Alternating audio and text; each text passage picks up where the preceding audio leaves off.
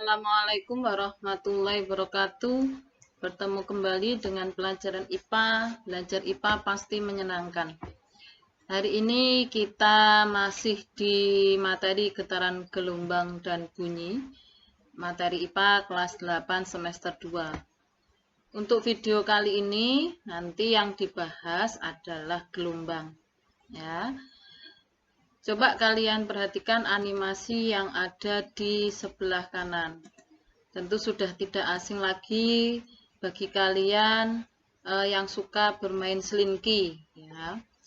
Kenapa animasi ini Ibu tampilkan? Karena slinky di sini merupakan salah satu contoh yang bisa digunakan untuk menyampaikan materi gelombang. Apa itu gelombang? Mari simak. Sebelum kalian mempelajari materi gelombang ini, hendaknya berdoa terlebih dahulu agar kalian diberi kemudahan dalam memahami materi kali ini. Bismillahirrahmanirrahim. Robbi zidni ilma warzuqni fahma. Semoga setelah kalian membaca doa sebelum belajar, kalian dimudahkan dalam memahami materi yang Ibu sampaikan.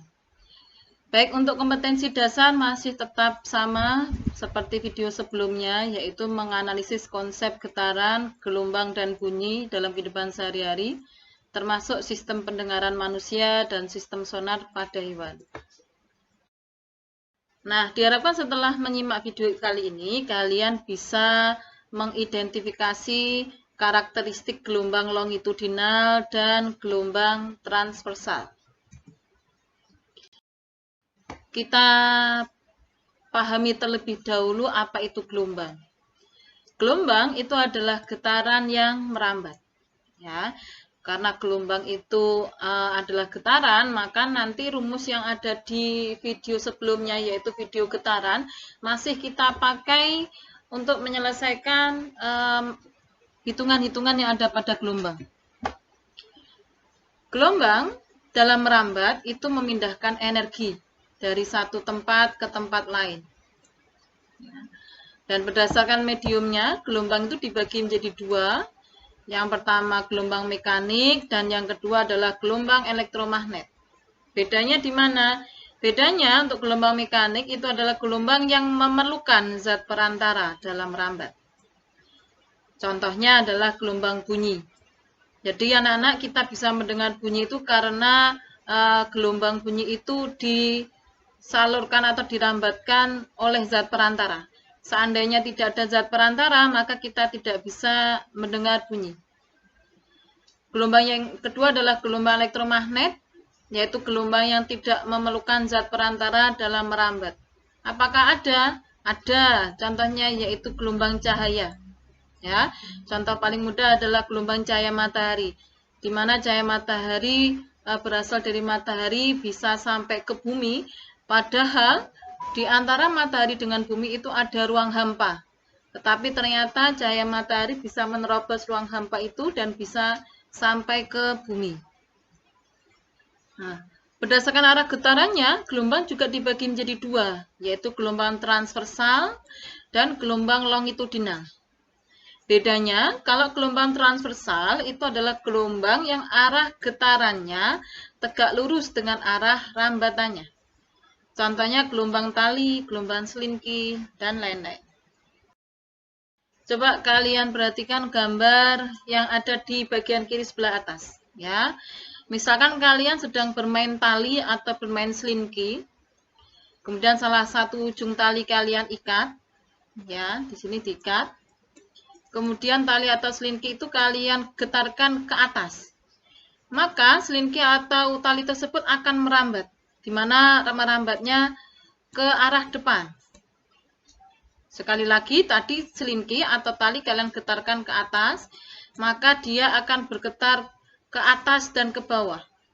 Sedangkan arah rambatannya ke depan. Itulah yang dikatakan arah getaran tegak lurus dengan arah rambatan. Nah, jika digambarkan gelombang transversal itu nanti akan tampak seperti gambar yang bawah ini. Ada beberapa hal yang harus kalian perhatikan untuk gelombang transversal ini. Di antaranya yaitu di mana seperti ini gambarnya adalah ABC atau EFG. Ini nanti dikenal dengan istilah bukit gelombang. CDE ini nanti dikenal dengan istilah lembah gelombang. Titik B maupun titik F nanti dikenal dengan istilah puncak gelombang. Sedangkan titik D itu adalah dasar gelombang. Titik A, C, E, dan G itu adalah simpul-simpul gelombang. Nah, di gelombang itu juga ada amplitudo, sama seperti di getaran. Kalau di getaran, amplitudo itu adalah simpangan terjauh dari titik seimbang. Di gelombang pun juga sama, amplitudo itu adalah simpangan terjauh dari titik keseimbangan. Cuma untuk gelombang transversal, titik keseimbangannya adalah ini, garis tidur ini. Berarti amplitudo itu sama juga dengan tingginya bukit atau dalamnya lembah. Itulah amplitudo. Oke, lanjut ke berikutnya. Sama seperti getaran, kalau getaran benda dikatakan melakukan satu kali getaran jika berangkat dari titik itu kembali ke titik itu. Tetapi kalau pada gelombang, suatu benda dikatakan melakukan satu kali gelombang atau mempunyai satu gelombang itu jika terdiri dari satu bukit dan satu lembah. Jadi, misalkan benda tersebut memulainya dari titik A. Dikatakan mempunyai satu gelombang jika berada di lintasan A, B, C, D, E. Ya, satu bukit, satu lembah. Apakah berangkatnya harus dari titik A? Tidak. Suka-suka, terserah kalian. Kalian ingin memulainya dari titik C boleh. Berarti kalau dari titik C dikatakan satu gelombang, berarti C, D, E, F, G. Berangkat dari titik B boleh? Boleh. Kita mulai dari B. B, C, D, E, F.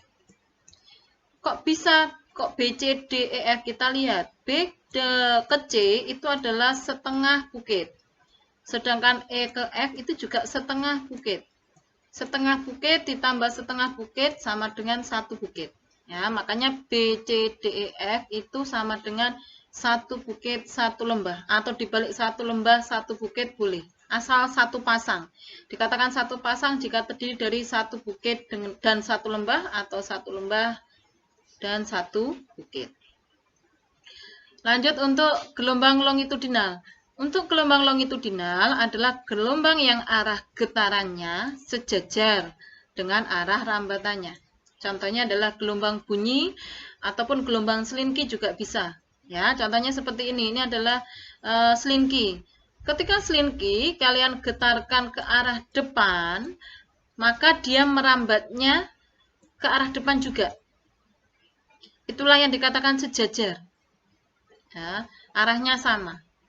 Nah, untuk gelombang longitudinal, nanti ciri-cirinya terdiri dari rapatan dan renggangan.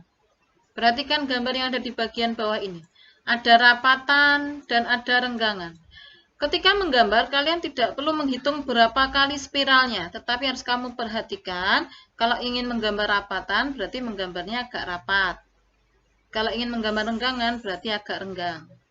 Ya, untuk jumlah spiralnya ini tidak ada ketentuannya. Nah, pada gelombang longitudinal dikatakan melakukan satu kali gelombang jika terdiri dari satu rapatan dan satu renggangan.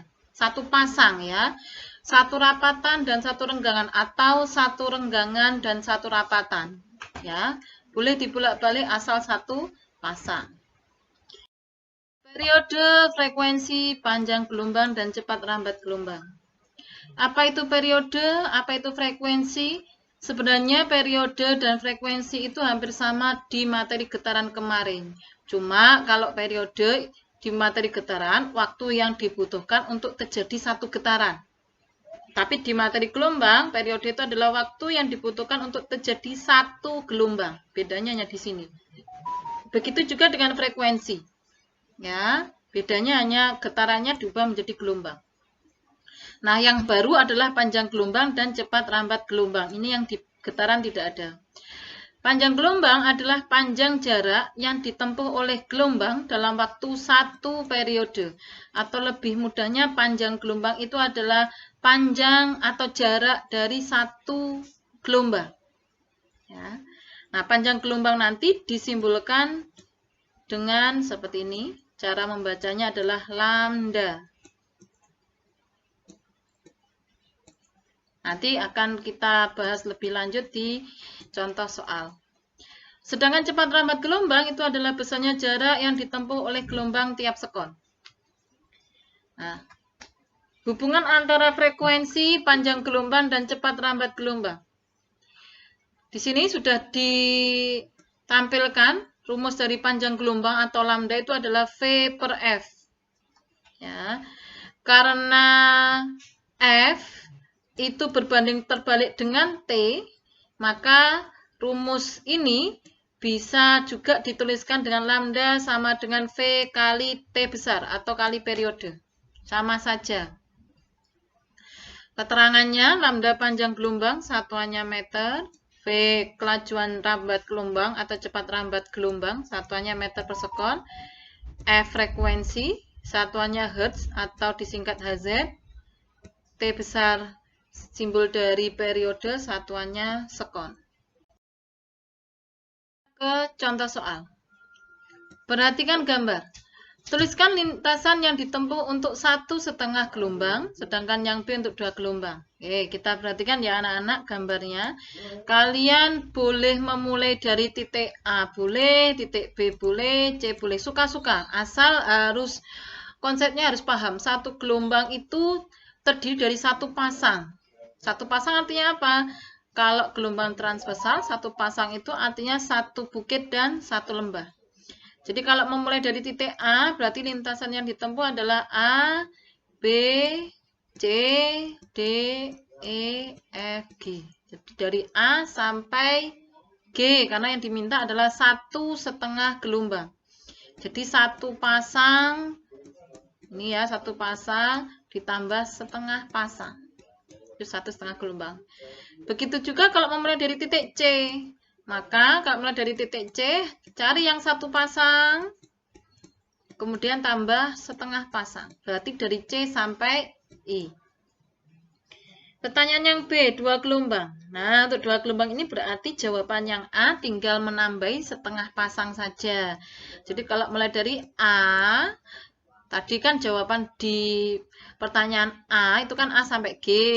Berarti kalau yang jawaban B, berarti A sampai G-nya ditambah setengah pasang lagi, sehingga sampai I. Ya, jadi A sampai I. Begitu juga kalau berangkat dari titik C, berarti harus ditambah setengah pasang lagi. Berarti C sampai K. Ya. Soal nomor 2. Perhatikan gambar. Jika gelombang menempuh lintasan dari A sampai G, berapa banyak gelombang yang terjadi? Nah, kita lihat. Dari A sampai G ini berapa pasang? Ini kan satu pasang. Satu lembah, satu bukit ini kan satu pasang. Ini ditambah setengah pasang. Berarti banyaknya gelombang yang terjadi yaitu 1,5 gelombang. Soal nomor 3. Perhatikan gambar. Waktu yang dibutuhkan menempuh lintasan A sampai D adalah 0,5 detik. Berapa? Ini pertanyaannya. Silakan dibaca. Langsung ke 3D ya anak-anak. Yaitu diketahui, ditanya, dijawab. Yang diketahui 4,5. Ini kan panjang total atau jarak total. Maka simbolnya adalah S. Kemudian T. T-nya setengah detik. Kemudian N-nya 1,5. Dari mana tahu 1,5? Lihat lintasan yang ditempuh. Lintasan yang ditempuh dari A sampai D. Berapa pasang? Lihat. Ini satu pasang, punjul setengah pasang. Berarti N-nya 1,5. Ditanya amplitudo simbolnya A, frekuensi simbolnya F, periode simbolnya T besar, panjang gelombang simbolnya lambda, cepat rambat gelombang simbolnya V. Kita mulai jawab. Amplitudo. Masih ingat kan amplitudo adalah simpangan terjauh. Cara mengukurnya adalah dari titik seimbang. Jadi amplitudo itu tidak ada rumusnya. Kalian cukup teliti dalam melihat gambar atau menyimak soalnya. Kebetulan ini petunjuknya ada di gambar ini. Lihat 1 meter ini di gambar itu memulainya dari mana? Dari titik seimbangnya atau bukan? Untuk gelombang transversal, titik seimbangnya adalah garis ini. Nah, kalau gambarnya panahnya dari titik ini sampai sini, berarti ini sama juga 1 meter itu adalah tinggi bukit. Berarti langsung saja amplitudonya adalah 1 meter. Ya, tetapi jika nanti kalian ternyata menemukan misalkan panjangnya dari sini sampai sini 1 meter, berarti amplitudonya 1 meter dibagi 2. Karena amplitudo itu pilih salah satu, tinggi bukit atau dalamnya lembah. Lanjut ke pertanyaan B, frekuensi. Masih ingat kan untuk rumus frekuensi? Untuk rumus frekuensi, maka T kecilnya harus berada di bawah. Ya, terbalik dengan rumus periode. Masukkan N-nya 1,5, T kecilnya setengah. Kalau ada pembagian atau hitungan desimal, kalian tidak usah bingung mencari kalkulator atau tidak usah bingung menyelesaikannya. Biasakan kalau ketemu dengan soal hitungan pembagian desimal, biasakan kalikan dengan kelipatan 10. Tujuannya apa? Tujuannya supaya komanya hilang. Cara mengalikannya bagaimana? Cukup kalian perhatikan angka yang di belakang koma itu ada berapa angka. Kalau seperti ini kan hanya 1 angka belakang koma, maka cukup kalikan 10. Tetapi kalau nanti ada 2 angka di belakang koma, kalikan 100. Tujuannya apa? Tujuannya supaya komanya biar hilang. Tetapi harus adil. Adilnya yang kalau atas dikali 10, yang bawah juga harus dikali 10. Karena 10 dibagi 10 kan 1. Maka berapapun bilangan ini, kalau dikali 1 tidak akan merubah hasil akhir dari bilangan ini. Baik, kita lanjut. 1,5 kali 10 itu 15, dibagi 0,5 kali 10 itu 5. 15 kali 5 yaitu 3. Satuan frekuensi adalah Hz. Oke, kita ke soal C, mencari periode. Karena frekuensi tadi sudah kita hitung, maka kita bisa menggunakan rumus periode yang berbanding terbalik dengan frekuensi. Jadi, periode sama dengan 1 per F. 1 per frekuensinya masukkan 3. Sudah ketemu kan periode? Jadi periodenya 1 per 3 dengan satuan sekon. Yang D, mencari panjang gelombang. Mencari panjang gelombang atau lambda itu sama juga kita mencari panjang dari satu gelombang. Atau paling mudahnya adalah jarak total dibagi N. Jarak totalnya 4,5, N-nya 1,5. Seperti tadi, yang atas kalikan 10, yang bawah juga kalikan 10. Berarti yang atas jadi 45, dibagi yang bawah menjadi 15. 45 dibagi 15 yaitu 3, satuan lambda adalah meter. Yang E, cepat lambat gelombang. Cara mencari cepat lambat gelombang yaitu V sama dengan lambda kali F. Lambdanya masukkan 3 meter, frekuensinya masukkan 3Z. 3 kali 3 sama dengan 9. Masih ingat kan Hz itu sebenarnya adalah 1 per sekon. Maka satuannya cepat lambat gelombang adalah meter kali 1 per sekon. Atau sama juga dengan meter per sekon. Atau kalian bisa menggunakan rumus yang kedua, yaitu V sama dengan lambda per T besar. Atau lambda dibagi periode. Masukkan lambdanya 3, periodenya sepertiga. Ingat, pembagian pecahan bisa dijadikan perkalian jika penyebutnya dibalik. Berarti 3 kali 3 per 1 sama dengan 9, satuannya meter per sekon. Nah, jadi untuk mencari cepat lambat gelombang, cari yang menurut kalian paling mudah. Tidak harus dua-duanya ini kalian pakai, tapi cari yang menurutmu paling mudah. Pilih salah satu di antara. Contoh soal nomor 4. Gelombang pada permukaan air merambat dengan panjang gelombang 2 meter. Jika waktu yang dibutuhkan untuk menempuh satu gelombang adalah 0,5 sekon, tentukan A. cepat rambat gelombang, B. frekuensi gelombang. Oke, diketahui lambdanya adalah 2 meter. Di sini langsung periode ya anak-anak. Kenapa kok langsung periode? Coba kita identifikasi. Satu gelombang, berarti N-nya kan 1. 0,5 sekon, berarti kan T-nya 0,5 sekon. Coba kita masukkan ke rumusnya periode. Periode itu kan rumusnya T kecil dibagi N.